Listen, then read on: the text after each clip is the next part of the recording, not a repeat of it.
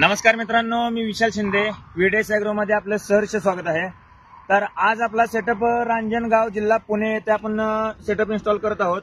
या इथे आपण पॅलेट मशीनचा म्हणजेच गोळी पेंट तयार करणारा मशिनरीचा सेटअप आपण इन्स्टॉलेशन करत आहोत. तर तो तुम्ही लाईव्ह मध्ये बघू शकता.